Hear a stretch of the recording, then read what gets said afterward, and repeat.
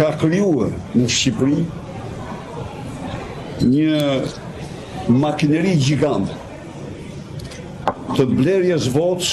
Në Shqipëri ka një makineri që është makineria e friksimit të qytetarëve.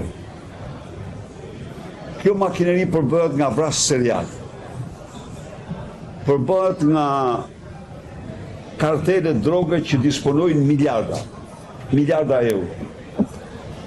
Vetëm një prej tyre ka transferuar nga Dubai në bankat e Europës 3 miliard euro. Janë vendimmarrës kryesor. Emrojnë ministra, emrojnë drejtor. Akuza kartele droge dhe organizata terroriste Shqipëria pas ka shumë, ose është, si thush, vendi ku ato se ndërtohen, zhvillohen dhe kanë këto kartele dhe këto organizata terroriste kanë strukturat e tyre. Kjo është akuza e kryetarit Partisë Demokratike, partia më e madhe e opozitës. Dhe nuk e ka bërë si zakonisht për konferencët e shtypit, por e ka bërë në disa raunde, ne morëm vetëm një sinkron, kemi një sinkron tjetër, në Bruxelles, në Europë. Dhe për të treguar se si, qysh dhe tek, janë manipuluar zgjedhjet dhe se zgjedhjet nuk i ka fituar Partia Socialiste, por i ka fituar kartelet e drogës. Zgjedhjet nuk i ka humbur Partia Demokratike, por janë dhunuar nga organizata terroriste. Zotë Karamuço, mund si profesori kriminologjisë dhe të tjera gjëra si këto, mund të hapësh një përkufizim, ore qa është një kartel droge dhe qa është një organizat terroriste?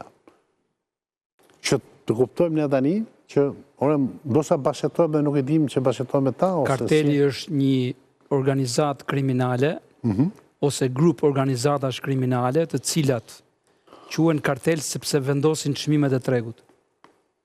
Janë si OPEC-u për naftën. Pra ata që nuk e din OPEC-un, organizata e naftës. OPEC-u është ajo organizata që vendosë çmimet e naftës. Që vendosë çmimet. Gjithë vendet që kanë dhe të vendosësh çmimet, do të thotë që ti edhe kultivus, më pas i edhe shitës, dhe më pas mund të organizosh edhe trafikimin, transportin, deri dhe shpërndarje.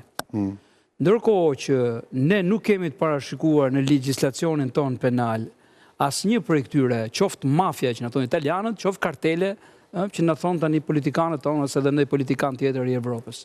Pra nuk janë pjesë e terminologjisë tonë. Edhe në terminologjinë e disa vendeve të Amerikës Latine, nuk përkufizohet kartel në legjislacionet e tyre penale. Nuk thuhet kartel. Kartel ka marrë këtë lloj emërtese vetëm nga ata lloj individësh me precedent penal, të cilët kanë në dispozicion, në posedimin e tyre, kultivimin. Dhe kultivimi është vetëm në Bolivi. Zoti Berisha thot, karteli X ka 3 miliard dollar të bankë. Jo, është kultivimi. Ka të bëj sasia parave, depozitimit parave që ka një grup? Një nga elementet, por elementi kryesor është kultivimi, pra posedimi i plantacioneve të kokës. Dhe posedimi i tyre është në Peru, është në Bolivi dhe është në Kolumbi, ku janë 96% të gjithë prodhimit ndërkombëtar. Tani, ne na mungon po ata që me kultivimin e kanabisit mund të quhen pjesë e kartelit? Jo, nuk hynë ato për masa si po flasim sot, sepse ka të bëj, shiko, janë disa element. Elementi është çfarë sasie ti kultivon, elementi dytë çfarë sa para ti transferon dhe ke si të ardhura, si turnover vjetor, për flasim këtu për 30 miliard dollar që kishte Kolumbia në atë kohë, Escobari e këta. Sot në trageta ka 37 miliard minimalja dollar të ardhura vjetore, po nuk i thot njëri kartel.